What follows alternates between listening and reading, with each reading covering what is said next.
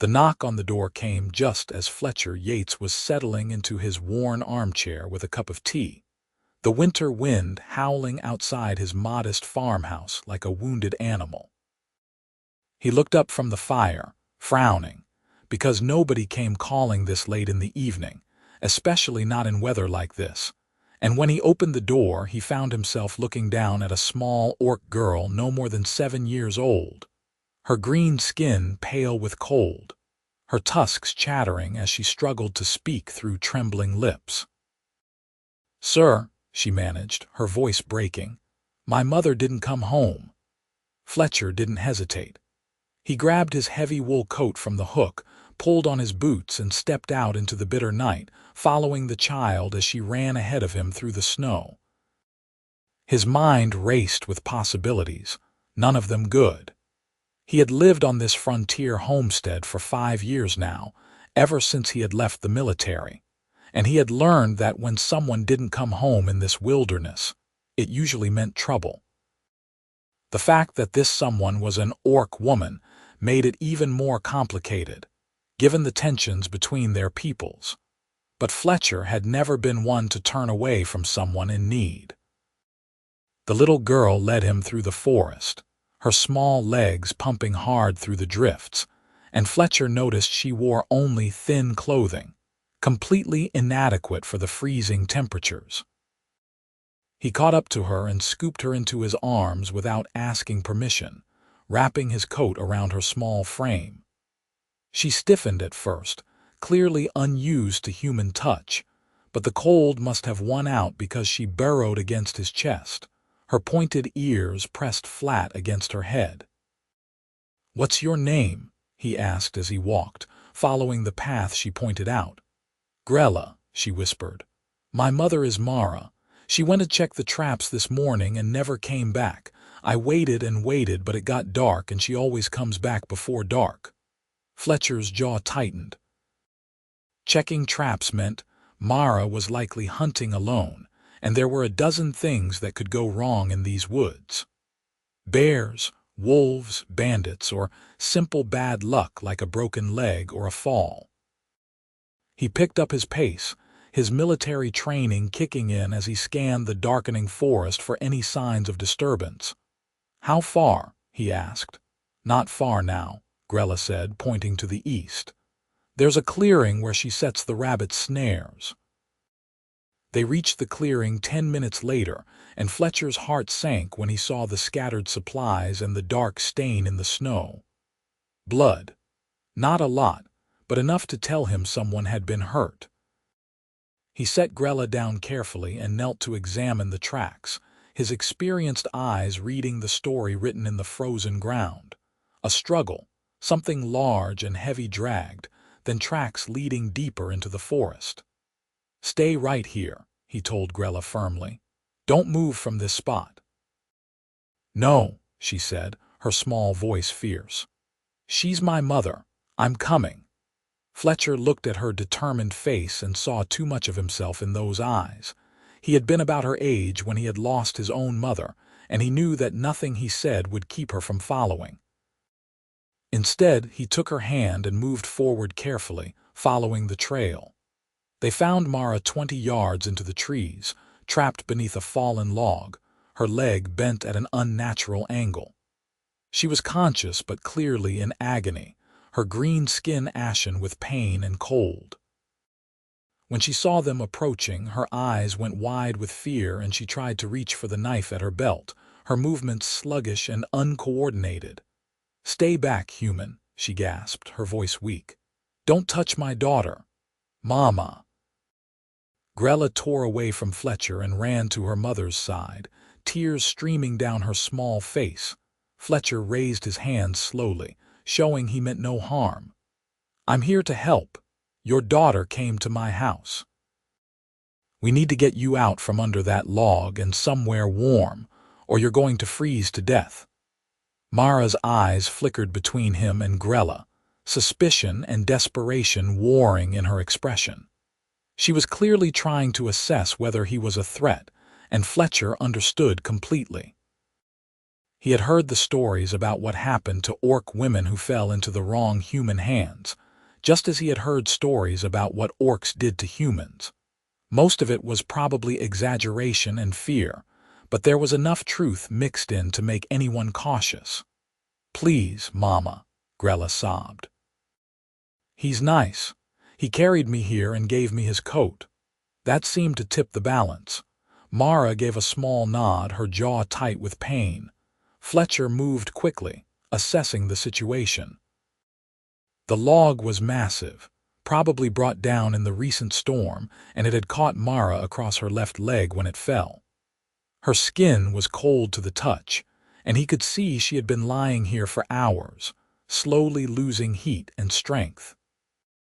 "This is going to hurt," he warned, then braced himself and lifted the log with a grunt of effort. His muscles strained with the weight, but years of farm work had kept him strong, and he managed to shift it just enough for Mara to drag herself free. She bit back a scream as her broken leg moved, and Fletcher eased the log back down as gently as he could. He examined the leg quickly, his hands careful and professional. Definitely broken, probably in 2 places, and she had lost some blood from where a sharp branch had gouged her thigh. Not life-threatening if he could get her warm and stable, but bad enough that she wouldn't be walking on her own anytime soon. "I'm going to splint this," he said, already pulling off his belt. "Then I need to carry you back to my house. It's closer than wherever you live, and you need a fire and proper shelter tonight." "No," Mara said through gritted teeth. "Take me home. Take Grela home." "Your home is how far?" Fletcher asked, already knowing the answer from the direction Grela had run from. 2 miles north, Mara admitted. "You'll die before we get there," Fletcher said bluntly. "My place is less than a mile. We go there, I stabilize your leg properly, and then we figure out the rest. You can argue with me all you want, but you're going to lose this argument because I'm the one who can walk." Despite the pain, Mara actually smiled slightly at that, showing her small tusks. "Stubborn human." "Practical human," Fletcher corrected. He fashioned a rough splint from straight branches and his belt, doing his best to immobilize the leg. Mara bore it stoically, only the white-knuckled grip on Grela's hand showing how much it hurt. When he was done, he carefully lifted Mara into his arms, surprised by how solid she was. Orcs were built differently than humans, all dense muscle and bone, and even though Mara was relatively slender for her kind, she was still heavy. Grela walked beside them, holding onto Fletcher's coat, and together they made their way back through the snowy forest. The journey that had taken 10 minutes one way took nearly 30 on the return, with Fletcher having to stop several times to adjust his grip and catch his breath. By the time they reached his farmhouse, his arms were burning and his back ached, but he got them inside and kicked the door shut against the wind. The fire had burned down to embers, but Fletcher quickly built it back up while Grela helped her mother settle onto the long bench near the hearth. Once there was decent heat, he went to work properly, pulling out his medical supplies from his time in the service.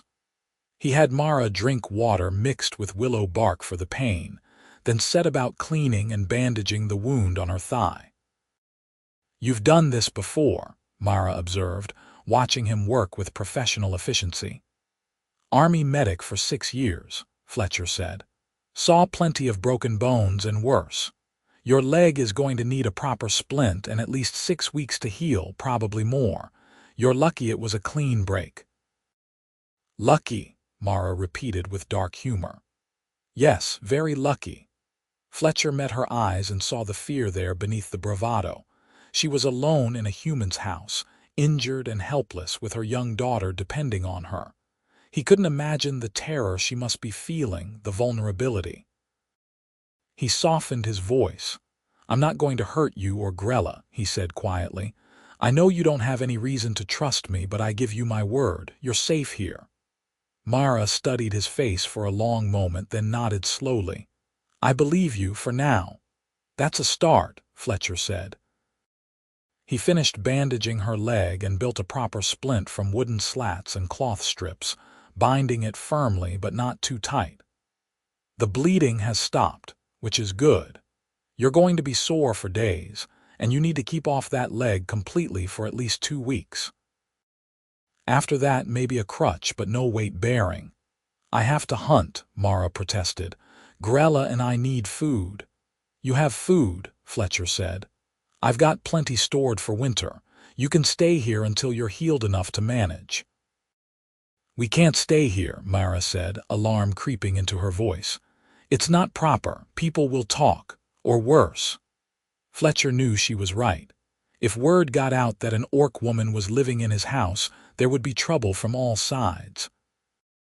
The humans in the scattered homesteads around here barely tolerated the orc clans who lived in the northern hills, and they certainly wouldn't approve of one of their own harboring what they saw as the enemy.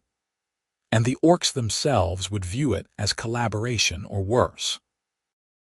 Then people won't know, Fletcher said simply. I live alone out here. My nearest neighbor is 4 miles away. As long as you don't advertise your presence, nobody needs to find out. For 6 weeks, Mara asked skeptically. For however long it takes, Fletcher said. He stood and moved to the kitchen area, beginning to prepare food. Right now, both of you need to eat and get warm. We'll figure out the rest tomorrow. He made a simple but hearty stew from dried meat and vegetables, and he noticed how both Mara and Grela tried not to show how hungry they were, eating slowly and carefully as if rationing supplies. It told him more than words could about how hard their winter had been. When they finished, he gave Grela a blanket and made her a pallet near the fire, and the child was asleep almost instantly, exhausted from fear and cold and relief. That left Fletcher and Mara sitting in awkward silence, the fire crackling between them. Fletcher kept himself busy checking supplies and tidying up, giving Mara space to process everything that had happened. Finally, she spoke. "Why did you help me?" she asked. "Most humans would have left me there to die. Some would have killed me themselves." Fletcher was quiet for a moment, considering his answer. "I was in the war," he said finally. "The border conflicts 10 years back. I saw what humans did to orcs and what orcs did to humans, and I got tired of all the killing. When I left the army, I promised myself I would try to be better than what I had been.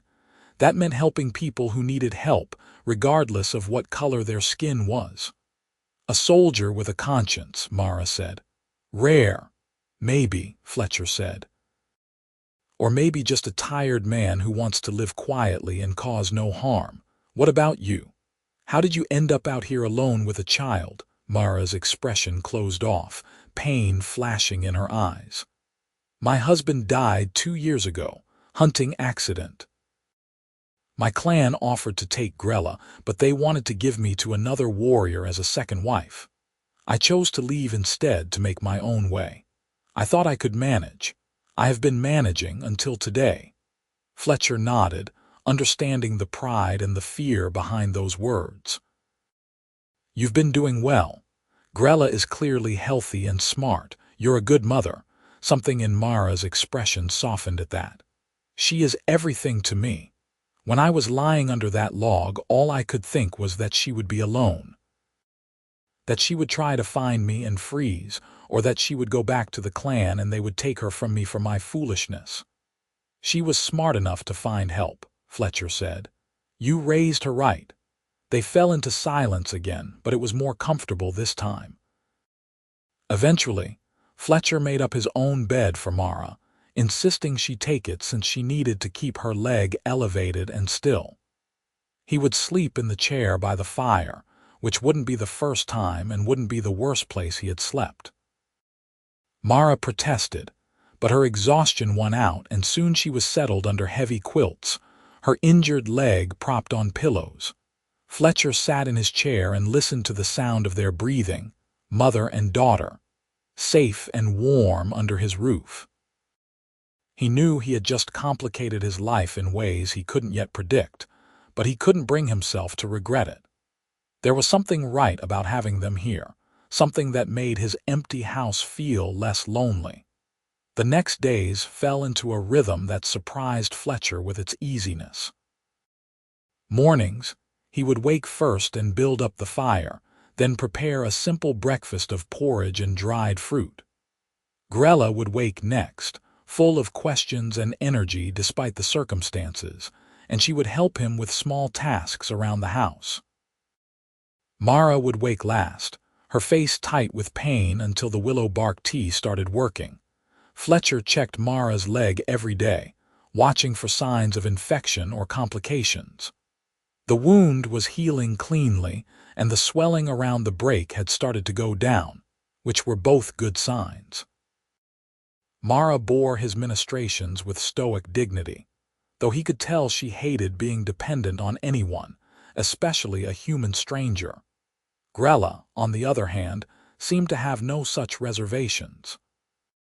She followed Fletcher around like a curious shadow, asking endless questions about everything from how to milk the goat to why the sky was blue to whether he had ever fought in a real battle.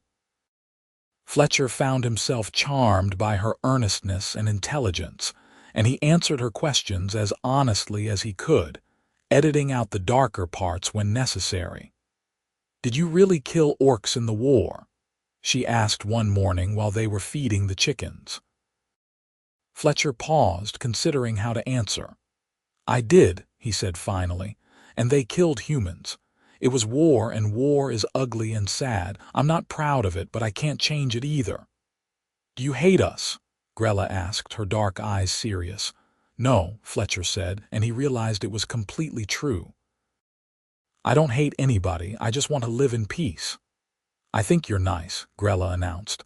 "Mama thinks so too, even though she won't say it." Fletcher smiled at that. "Your mama is smart to be careful. She doesn't know me very well yet." But as the days passed, that started to change. In the evenings, after Grela was asleep, Fletcher and Mara would talk quietly by the fire. She told him about her life in the clan, about the traditions and the struggles, about what it was like to be a widow with a child and no male protection. He told her about his childhood on a farm much like this one, about his years in the army, about the friends he had lost, and the peace he was trying to find. They discovered they had more in common than either had expected. Both of them valued independence and hard work. Both had chosen difficult paths because the easy ones felt wrong. Both loved the quiet of the wilderness and the rhythm of the seasons, and both were trying to build something better for themselves away from the conflicts and prejudices of their peoples. "I never expected a human to be kind," Mara admitted one night about 2 weeks after the accident. "We're taught from childhood that humans are treacherous and cruel, that they'll smile while planning to stab you in the back. We're taught the same about orcs," Fletcher said. "That you're savages who can't be trusted, who live only to raid and destroy. Funny how both sides say the same things about each other." "It makes the killing easier," Mara said quietly. "If you can make the enemy into monsters, you don't have to feel guilty." "Exactly," Fletcher agreed. He poked at the fire, sending sparks up the chimney. "I figured that out about halfway through my service. Realized that the orcs we were fighting were just people trying to protect their homes and families, same as us. That's when I knew I had to get out." Mara looked at him with something like respect. "That takes courage, to question everything you've been taught." "Or stupidity," Fletcher said with a slight smile. "My commanding officer certainly thought so." "Well, I'm grateful for your stupidity," Mara said, and there was warmth in her voice that made Fletcher's chest tighten in a way he hadn't felt in years. He found himself watching her more often, noticing small things.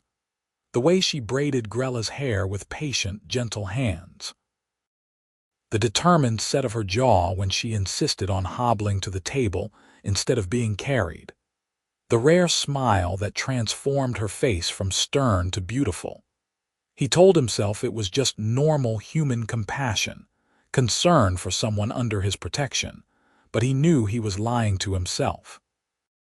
Mara seemed to be having similar struggles. Fletcher would catch her watching him when she thought he wasn't looking, her expression puzzled and uncertain. Once, when he was helping her move from the bed to the chair, their faces had ended up very close together, and he had seen her pupils dilate and her breath catch. She had pulled away quickly, busying herself with adjusting her splint, but the moment had lingered between them. The situation came to a head 3 weeks after the accident, when Fletcher returned from checking his trap lines to find Mara standing by the window, putting weight on her injured leg. She had fashioned a makeshift crutch from a broom handle and was clearly testing her mobility. "What are you doing?" Fletcher demanded, setting down his pack. "You're going to hurt yourself." "I need to be able to move," Mara said stubbornly. "Grela and I have imposed on your hospitality long enough. We need to go home." "Your leg isn't healed," Fletcher protested. "You still need at least 3 more weeks of rest, probably more." "I can't stay here anymore," Mara said, and there was something desperate in her voice. "It's not right, it's not safe." "Safe from what?" Fletcher asked, moving closer. "You're healing well. Grela is happy here. What's changed?" Mara turned to face him, and Fletcher saw real fear in her eyes, but it wasn't fear of physical harm. "You know what has changed," she said quietly. "Don't pretend you haven't noticed." Fletcher's heart started beating faster. "Mara, no," she interrupted. "We can't. This can't happen. I'm an orc. You're human. My people would cast me out completely if they knew I was even thinking about a human man in that way, and your people would do worse to both of us." "I don't care what people think," Fletcher said, the words coming out before he could stop them. "I haven't cared about that in a long time." "Well, I have to care," Mara said, her voice rising. "I have a daughter to protect. I can't be selfish about this."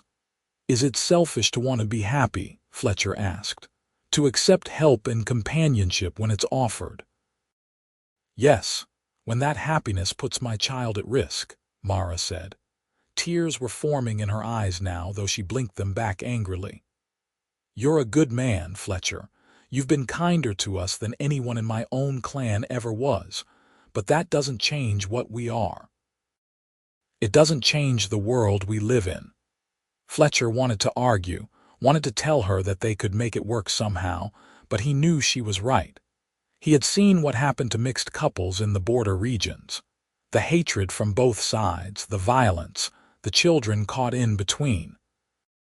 It would be dangerous and difficult, and with Grela to think about, Mara couldn't afford to take those risks. "I understand," he said finally, though the words hurt to say. "When do you want to leave?" Mara looked surprised, as if she had expected him to fight harder. "A few more days. I need to build up my strength."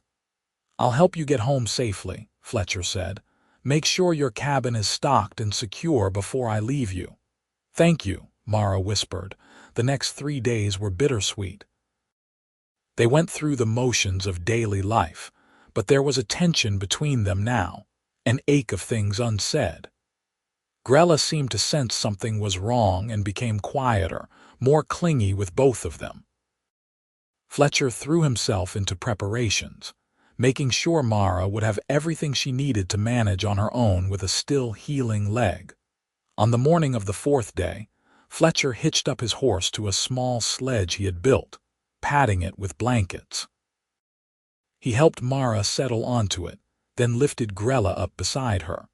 They had barely spoken since breakfast, and the silence felt heavy and wrong. The journey to Mara's cabin took 2 hours, following her directions north into the hills. The place was small but well built, tucked into a sheltered valley with a good view of the approaches. Fletcher could see why she had chosen it. Inside, it was neat and organized, with clear evidence of Mara's skill at making do with limited resources. Fletcher spent the rest of the day making repairs and improvements. He fixed a loose window shutter, restocked the woodpile, set new snares around the property, and filled her larder with supplies from his own stores. Mara protested the latter, but he insisted, pointing out that she wouldn't be able to hunt properly for at least another month. As the sun began to set, Fletcher knew he needed to leave if he was going to make it back before full dark. He stood in the doorway, looking at Mara and Grela, trying to memorize their faces. "You know where I am if you need anything," he said. "We'll be fine," Mara said, but her voice was thick with emotion. Grela suddenly broke away from her mother and ran to Fletcher, wrapping her small arms around his waist. "Don't go," she sobbed. "I don't want you to go." Fletcher knelt down and hugged her back, his own throat tight. "I have to, little one, but you're going to be all right. You're brave and smart, and your mama will take good care of you." "Can we visit you?" Grela asked, looking up at him with tear-filled eyes. Fletcher glanced at Mara, who looked away.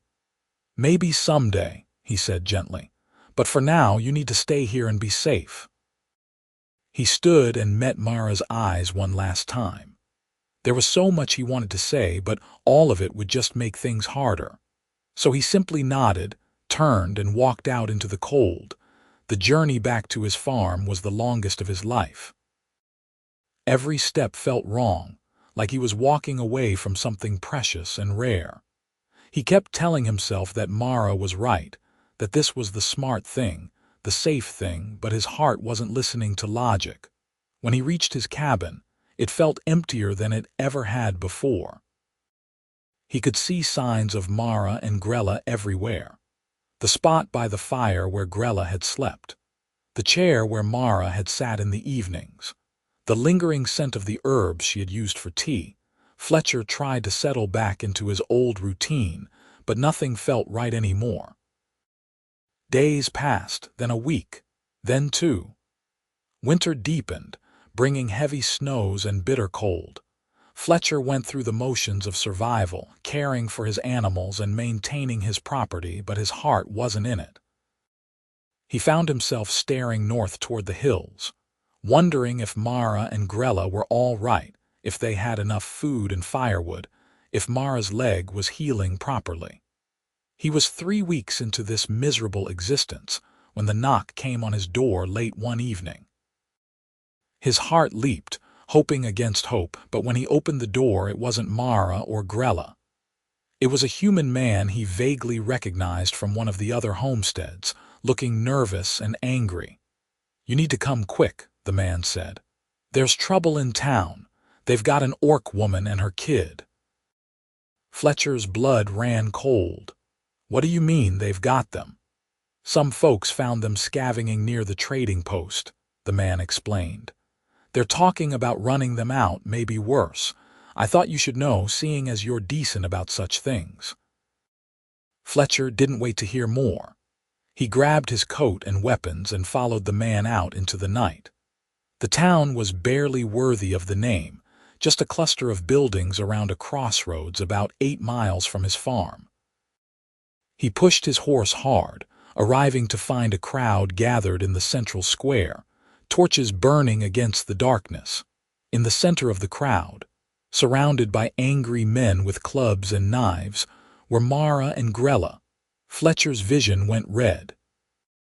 He dismounted while his horse was still moving and shoved his way through the crowd, placing himself between the mob and the 2 orcs. "Back off," he snarled, his hand on his sword. "All of you back off right now." "Stay out of this, Yates," one of the men said. It was Garrett Hughes, a farmer with a reputation for violence and hatred of orcs. These creatures were stealing from the trading post. "We weren't stealing," Mara said, her voice steady despite the fear Fletcher could see in her eyes. "I was trying to trade pelts for medicine. Grela is sick." Fletcher looked at Grela properly for the first time and saw that the girl was flushed with fever, shivering despite the heavy blanket wrapped around her.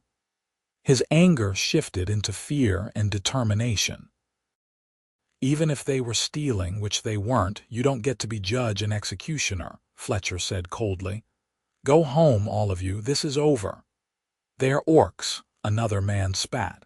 "They don't belong here. We should teach them a lesson."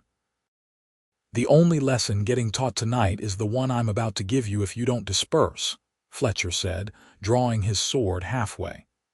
"I've killed men for less than threatening a child. Don't test me." The crowd hesitated. Fletcher had a reputation as a veteran, someone who had seen real combat, and most of these men were farmers and tradesmen with more bluster than real fighting skill. Garrett looked like he wanted to push the issue, but the man next to him put a restraining hand on his arm. "This isn't over," Garrett said, but he stepped back. "Yes, it is," Fletcher said. He turned to Mara and Grela, keeping himself between them and the crowd. "Come on. We're leaving." He helped Mara onto his horse, then handed Grela up to her mother. The crowd parted reluctantly, and Fletcher led the horse out of town at a walk, refusing to show fear or haste. Only when they were well clear did he mount up behind Mara and kick the horse into a faster pace. "Why were you in town?" he asked when they were safe in the darkness. "What happened?"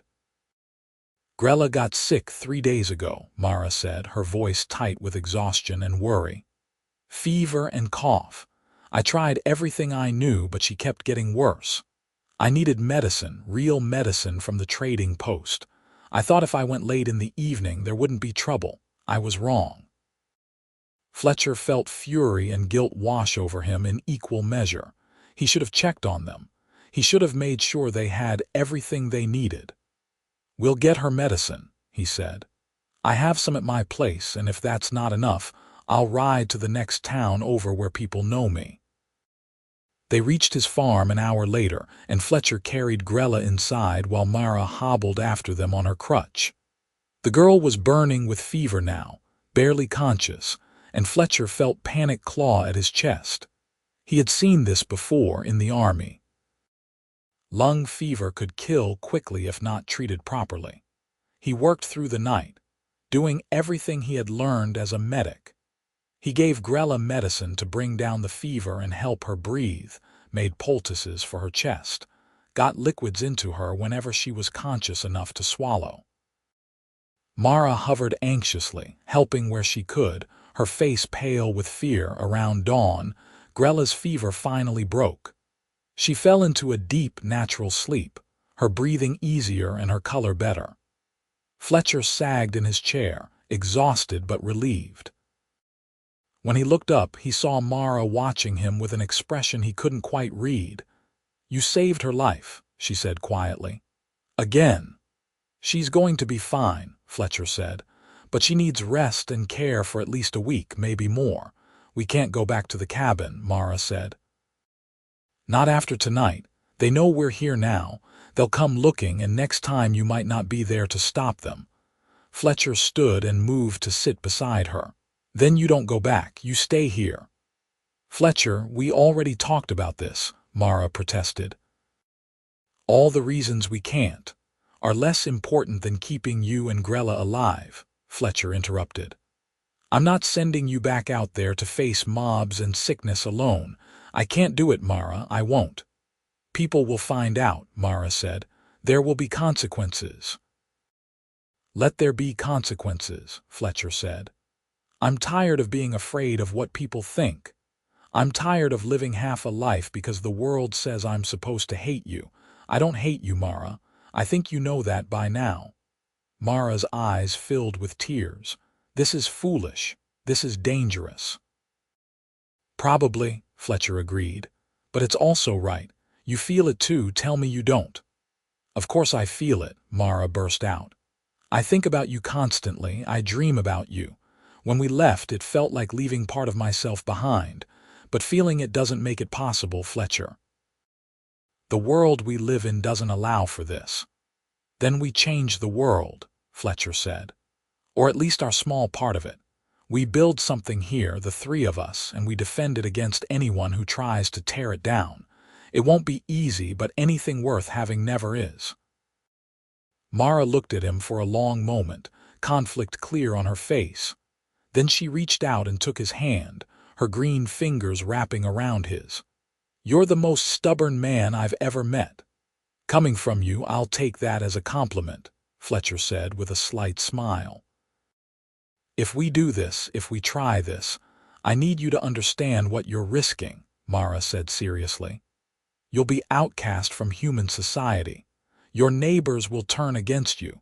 You might face violence or worse. All for an orc woman and her child who aren't even your blood. I understand, Fletcher said. And I'm choosing this anyway. I'm choosing you, both of you. Mara made a sound that was half laugh, half sob, and then she was leaning forward and kissing him. Fletcher froze for a heartbeat, startled, then kissed her back with all the pent-up longing of the past weeks. Her lips were soft and warm, and her tusks pressed gently against his skin, unfamiliar but not unpleasant.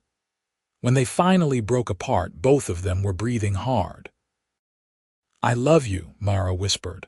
I didn't want to. I tried not to, but I do. I love you too, Fletcher said, and saying the words out loud felt like relief and terror all at once. We'll figure this out together. Over the next days, as Grela slowly recovered her strength, Fletcher and Mara began to plan their future.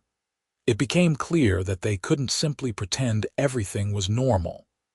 The incident in town had made their presence known, and it was only a matter of time before there were repercussions. Fletcher rode to the homestead of the man who had warned him about the mob, a farmer named Samuel who had always been fair-minded. Fletcher explained the situation honestly and asked for Samuel's discretion and, if possible, his support. Samuel was quiet for a long time, then nodded slowly. Can't say I understand it, Samuel admitted. But you're a good man, Fletcher, and if you say these orcs are worth protecting, I believe you.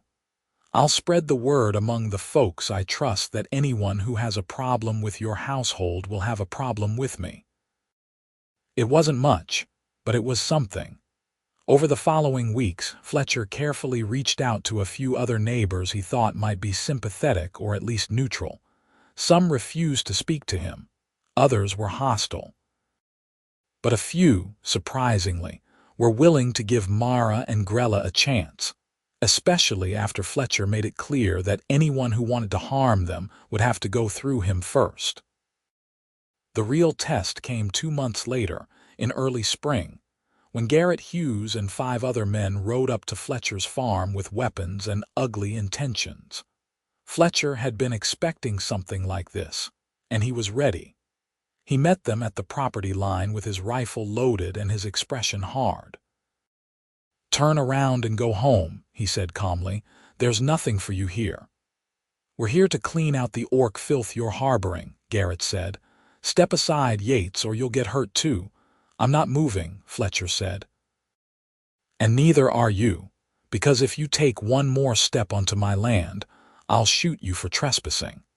And before your friends can do anything about it, you'll notice the rifle barrels pointed at them from the tree line." The men looked around nervously and spotted what Fletcher had set up the day before. Mara was positioned in the barn loft with Fletcher's hunting rifle, and Samuel had brought 2 of his sons, both armed, to watch from the woods. It wasn't a huge force, but it was enough to make the odds significantly worse for Garrett's group. "You're making a mistake," Garrett said, but he was already backing his horse up. "Protecting monsters, it'll come back on you." "Everything comes back on us eventually," Fletcher said. "The question is whether you can live with your choices. I can live with mine. Can you?" The men left, though not without throwing back threats and curses. Fletcher knew they would be back in one form or another, but for now the immediate danger had passed. He lowered his rifle and nodded to Samuel and his sons in thanks. That night Mara held him close, both of them shaken but determined. "You could have been killed," she said. "So could you," Fletcher pointed out. "That's why we fight. That's why we don't back down." "I never thought I could have this," Mara said softly. "A home. A partner who sees me as an equal, someone who would stand against his own kind for me." "You deserve all of that and more," Fletcher said. He kissed her forehead gently. and I'm going to spend the rest of my life making sure you know it." As spring turned to summer, life settled into a new normal. Mara's leg healed fully, though she walked with a slight limp when it rained. She and Fletcher worked the farm together, and Fletcher was impressed by her strength and skill. She could plow a field faster than he could, and her knowledge of wild plants and herbs proved invaluable. Grela thrived in the security of having two adults who loved and protected her.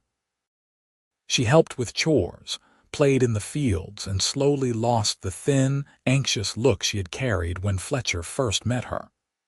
Fletcher taught her to read and write, and Mara taught her the skills she would need to survive in a world that would not always be kind to her. In midsummer, Fletcher built an addition onto the cabin, expanding it to give them all more space. Samuel and a few other sympathetic neighbors helped with the construction, and slowly a small community of acceptance began to form. It wasn't perfect. There were still people who refused to acknowledge Mara's existence, who spat when Fletcher came to town, who whispered that he was a traitor and worse. But there were also people who came to respect Mara's hard work and Fletcher's integrity, who saw Grela as a bright, sweet child rather than a monster. One evening in late summer, as they sat on the porch watching the sunset, Grela having finally gone to bed after a long day of helping with the harvest, Fletcher reached over and took Mara's hand. "I've been thinking," he said, "about making this official." Mara looked at him questioningly. "Official how? Marriage," Fletcher said.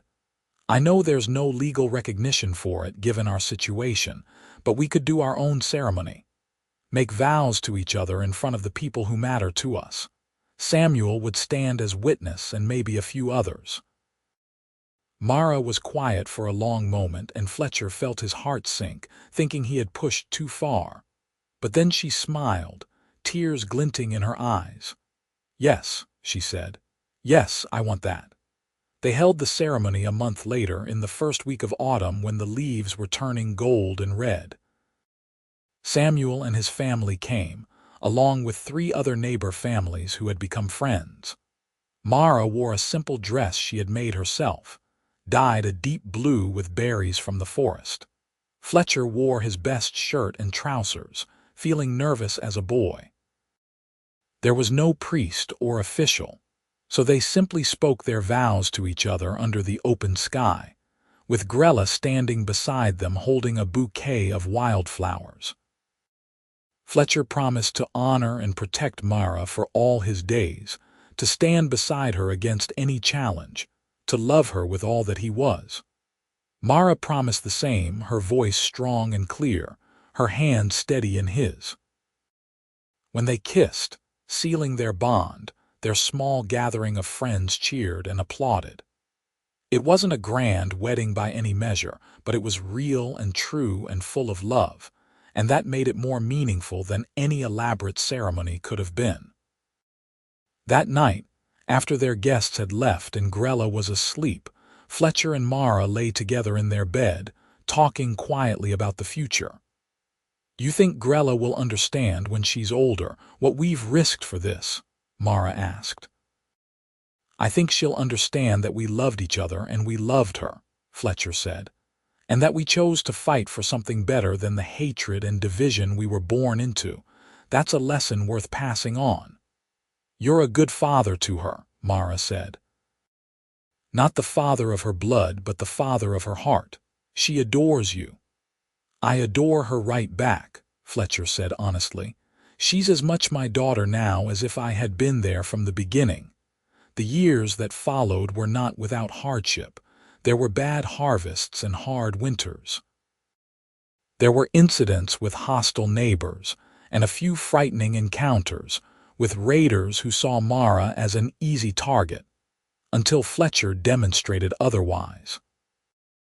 There were times when the prejudice and isolation wore on all of them, when Mara worried about what kind of future Grela would have in a world divided by species hatred. But there were also moments of profound joy. The first time Grela called Fletcher Papa, and meant it. The night, Mara told Fletcher she was pregnant with their child, a development that shocked both of them given the rarity of human-orc offspring. The day their son was born, a healthy baby with green-tinged skin and his father's eyes, whom they named Felix after Fletcher's grandfather. As Felix grew, Grela became a devoted big sister, teaching him all the things she knew and protecting him fiercely from any who would judge him for his mixed heritage. Fletcher and Mara raised both children to be proud of what they were, to understand both their human and orc heritage, and to know that love could bridge any divide if people were brave enough to let it.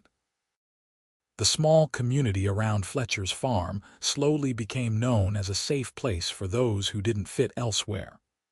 Other mixed couples found their way there, along with outcasts from both human and orc societies. It was never a large settlement, but it was a place where people could live without fear of judgment for who they loved. 10 years after that desperate night, when a small orc girl had knocked on his door, Fletcher stood on his porch and looked out over the land he and Mara had built together. Their farm was thriving, their children were healthy and happy, and they had created something that mattered. It wasn't the life he had imagined when he left the army, but it was so much better. Mara came up beside him, sliding her arm around his waist. She was 36 now, with threads of silver starting to show in her dark hair, but to Fletcher she was as beautiful as the day he met her. "What are you thinking about?" she asked.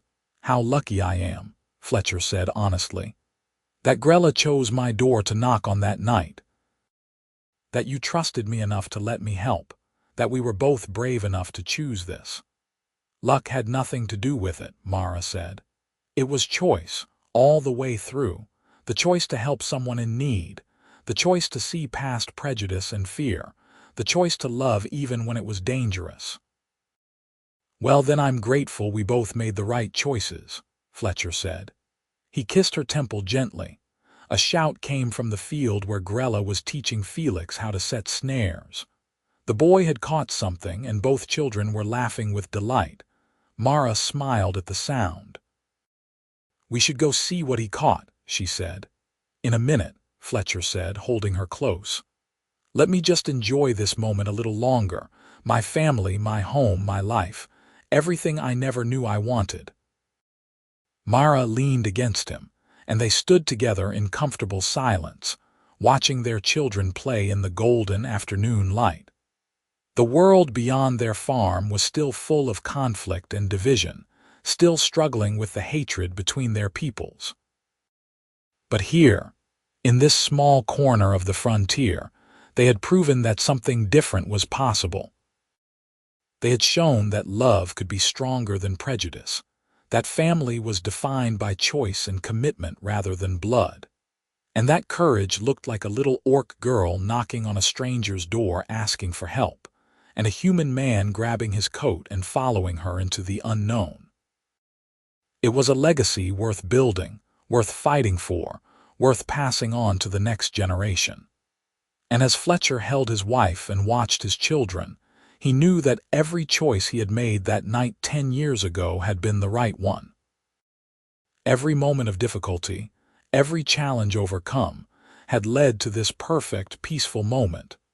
The sun was setting now, painting the sky in shades of orange and pink.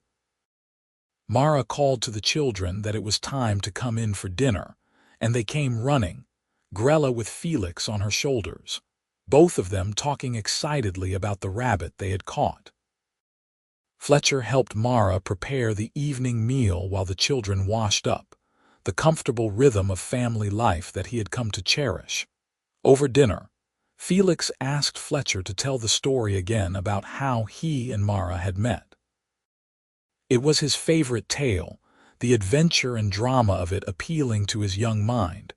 Fletcher glanced at Mara, who nodded with an indulgent smile. "Well," Fletcher began, "it was a cold winter night and I was just settling down to rest when I heard a knock at the door.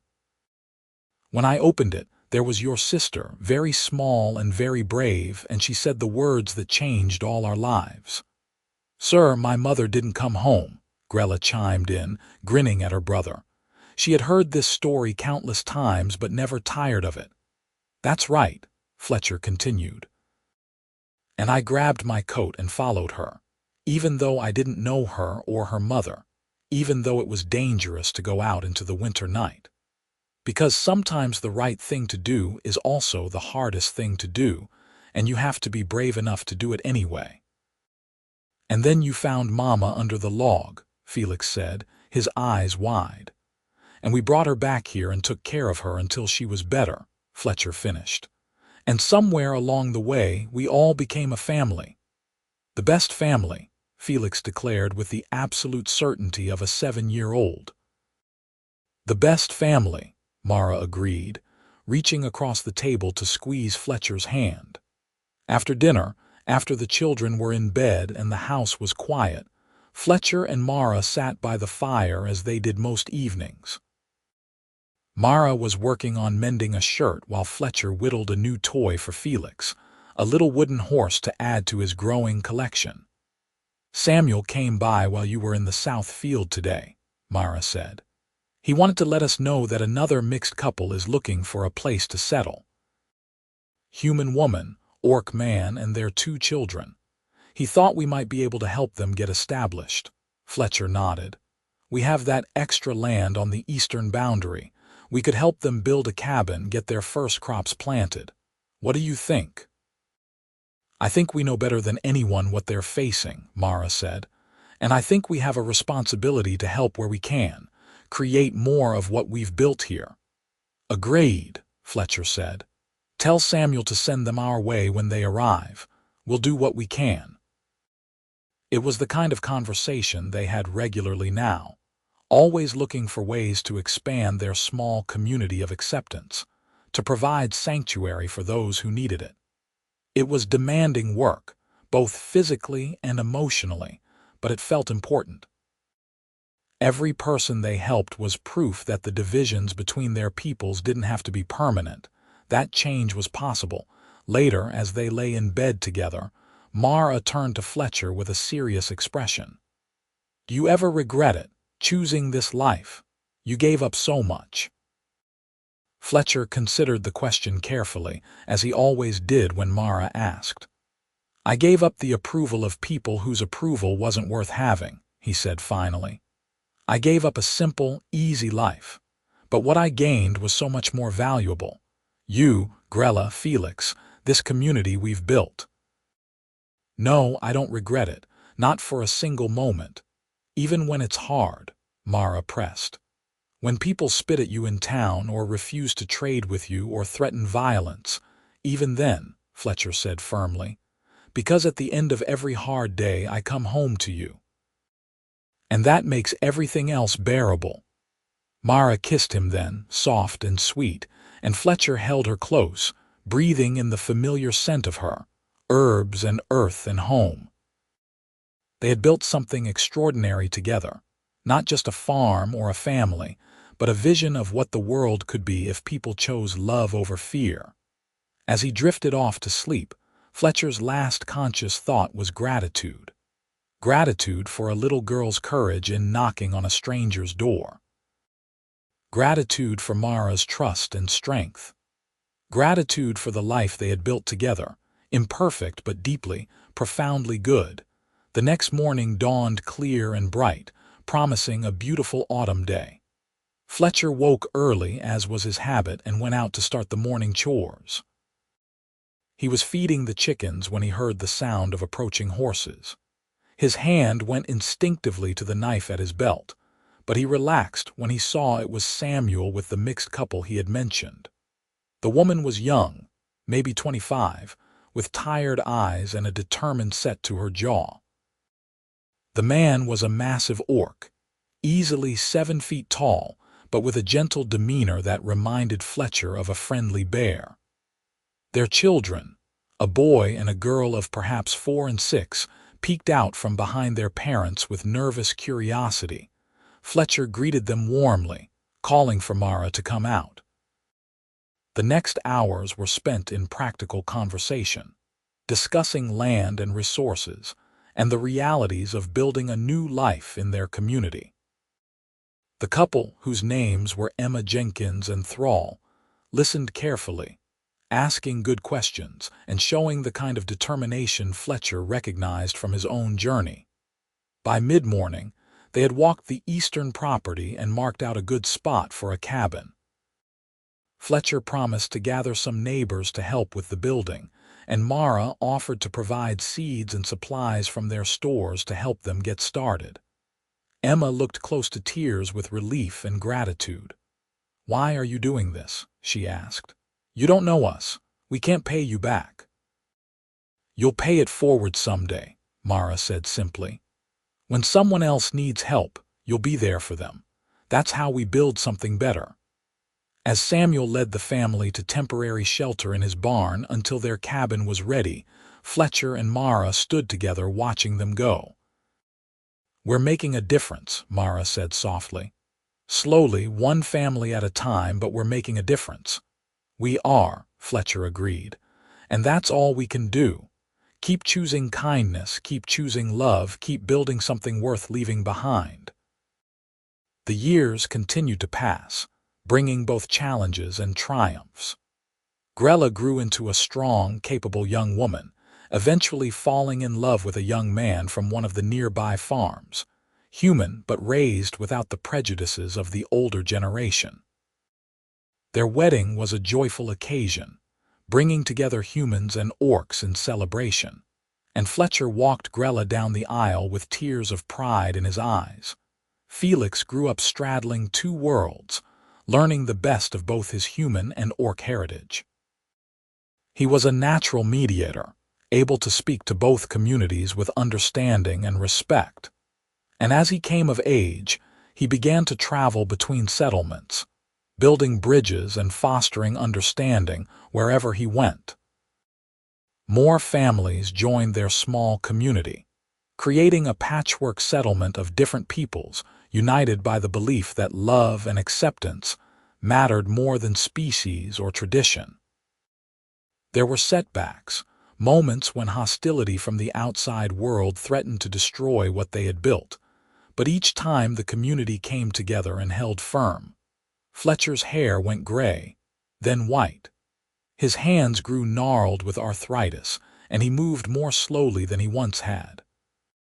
But his love for Mara never dimmed, never faded. If anything, it grew deeper and richer with each passing year, rooted in shared experience and mutual respect. On their 20th anniversary, Fletcher and Mara renewed their vows in front of their children and grandchildren, a new generation that saw their love not as unusual or forbidden, but simply as love. The world beyond their community was slowly changing too, old prejudices giving way to new understanding, though the progress was frustratingly slow. "We won't live to see it fully change," Mara said to Fletcher one evening as they sat on their porch, now weathered by 2 decades of use. "The full integration of our peoples, the end of the hatred and fear." "No," Fletcher agreed, "but we've planted the seeds. Our children and grandchildren will tend them. And someday, maybe generations from now, someone will look back at what we started here and know that it was possible all along. That love could win." "That's a good legacy," Mara said, leaning her head on his shoulder. "It's our legacy," Fletcher said. "Built one choice at a time, starting with a little girl brave enough to ask for help and a man who chose to give it." They sat in comfortable silence as the sun set. Two people who had defied the world to build something beautiful. Their farm was thriving, their family was happy, and the community they had created stood as proof that prejudice and hatred were not inevitable, that people could choose differently if they had the courage. As the stars came out one by one, Fletcher thought back to that winter night 20 years ago when everything had changed. If he could go back and speak to his younger self, standing in the doorway looking down at a frightened orc child, he would tell himself to be brave. That the path ahead would be difficult but worth every moment. That the love he would find would transform his entire life in ways he couldn't imagine. But he didn't need to go back, because he was living the proof of those words every single day. In Mara's hand in his. In the laughter of his grandchildren playing in the yard. In the lights of the neighboring homes where other mixed families lived in peace. In the knowledge that he had made the world, or at least his small corner of it, a little bit better. "I love you," he said to Mara, the words as true and deep as they had been 20 years ago. "I love you too," Mara replied. "Thank you for grabbing your coat and following me that night." Fletcher smiled. "Thank you for knocking on my door." They sat together as night fell completely. Two souls who had found each other against all odds and built a life worth living. And as the moon rose over their farm, casting silver light across the fields they had worked together, Fletcher knew with absolute certainty that every choice he had made had led him exactly where he was meant to be: home, family, love, purpose. It was everything he had never known he wanted, and everything he would never take for granted. The story that had started with a desperate plea from a frightened child had become a tale of hope and transformation, proving that sometimes the greatest adventures begin with the simplest acts of kindness. And that when you choose love over fear, when you choose compassion over prejudice, you can change not just your own life, but the lives of everyone around you. As Fletcher and Mara finally rose to go inside for the night, the lights of their community glowed warm against the darkness, each one a testament to what they had built. A place where children of mixed heritage could grow up proud and confident, where love was celebrated regardless of species, where the old hatreds were being replaced, slowly but surely, with understanding and respect. It was a small victory in a large world, but it was a victory nonetheless. And it had all started with 5 simple words: "Sir, my mother didn't come home." And a man brave enough to grab his coat and follow.